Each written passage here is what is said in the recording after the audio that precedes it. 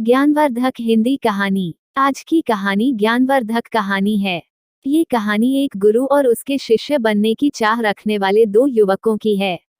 इस कहानी को पढ़कर आपका मनोरंजन तो होगा ही और बेहतरीन सबक आप सीख पाओगे। एक जंगल में एक साधु महात्मा रहा करते थे।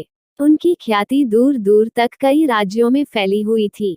लोग उनके ज्ञान और समझदारी की वजह से उनसे प्रभावित होकर बहुत दूर दूर से उन्हें खोजते हुए इस जंगल में आ जाया करते थे। एक दिन दो युवक इन महात्मा की खोज में इस जंगल में आ पहुंचे, जहां एक बड़े ही सुंदर रमणीय स्थल पर महात्मा अपना गुरुकुल बनाकर रहा करते थे। वे दोनों ही इन महात्मा को अपना गुरु स्वीकार कर उनसे शिक्षा प्राप्त करना चाहते थे। महात्मा कई युवकों को शिक्षा दे चुके थे, लेकिन वे किसी भी युवक को शिक्षा देने से पहले उसकी कसौटी किया करते थे। इन दोनों युवकों को महात्मा ने देखा तो वे उन्हें अच्छे घर से लगे और उनकी परीक्षा लेने की महात्मा ने तय किया। महात्मा ने दोनों युवकों से कहा कि मैं तुम्हें अपना शिष्य जरूर बना लूंगा, लेकिन उसके लिए तुम्हें मेरी एक शर्त पूरी करनी पड़ेगी। युवकों ने महात्मा से कहा कि आप जो भी कहेंगे हमें मान्य है।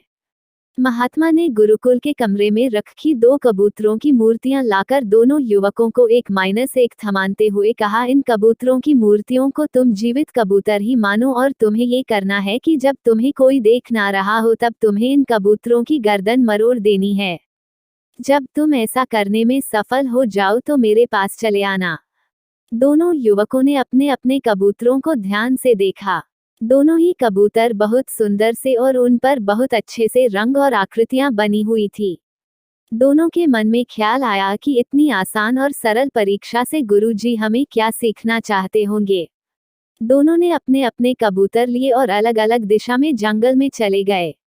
एक युवक जंगल में थोड़ी दूर गया, जहां एक सुनसान मैदान उसे दिखा। उसने चारों तरफ अपनी नजरें घुमाकर देखा और यह निश्चित करने के बाद कि उसे कोई भी नहीं देख रहा है, उसने अपने साथ लाए कबूतर की गर्दन मरोड़ दी।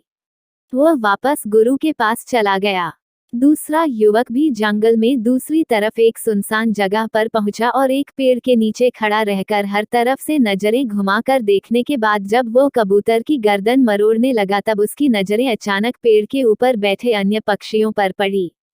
क्योंकि उसे ऐसा करते हुए वे पक्षी देख रहे थे, इसलिए उसने कबूतर की गर्दन नहीं मरोड़ी। युवक थोड़ी देर सोचने के बाद झाड़ियों में छिप गया और वहां पर कबूतर की गर्दन मरोड़ने की कोशिश करने लगा, लेकिन वहां पर भी उसकी नजर झाड़ियों पर बैठी कीट पतंगे और मक्खियों पर गई और वहां पर भी वह ये काम पूरा न कर पाया। फिर कुछ सोचने के बाद युवक ने एक जमीन में बड़ा सा गड्ढा बनाया और उसमें उतरकर कबूतर की गर्दन तोड़ने लगा। कबूतर की मूर्ति को छूते ही उसने देखा कि कबूतर की आंखें उसे देख रही है, इसलिए उसने कबूतर की मूर्ति की आंखें ढक दी। फिर उसने सोचा कि वह खुद तो अपने आप को ऐसा करते हुए देख ही रहा है, इसलिए उसने अपनी आंखों पर भी पट्टी बांधी ली। अब वह निश्चिंत हो गया कि ना ही कोई अन्य प्राणी या कबूतर की मूर्ति या वो खुद भी उसको ऐसा करते हुए देख पा रहा है। वह कबूतर की गर्दन पर हाथ रखकर मरोड़ने ही वाला था कि उसके अंदर से एक आवाज आई। वह आवाज उसके अंतरात्मा की थी। युवक अब अच्छे से समझ गया था कि गुरुजी इस छोटी सी सरल सी दिख रही परीक्षा से उन्हें क्या शिक्षा देना चाहते थे।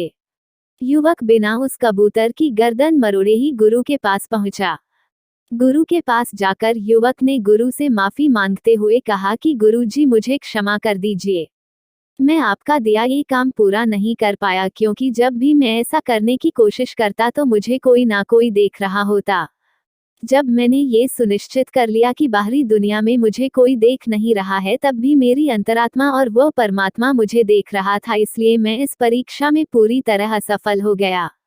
कहानी की शिक्षा। महात्मा ने उस युवक को शाबाशी देते हुए कहा कि तुम इस कसौटी में असफल नहीं बल्कि पूरी तरह से सफल हुए हो।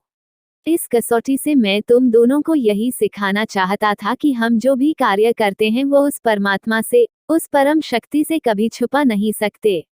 इसलिए हमें कोई भी कार्य उस परमात्मा को ध्यान में रखकर ही करना चाहिए, और जब हम ऐसा करते हैं तो हम कभी गलत कार्य नहीं कर पाते। यदि ये कहानी आपको पसंद आई हो तो अपने दोस्तों और अन्य लोगों के साथ शेयर जरूर करिएगा।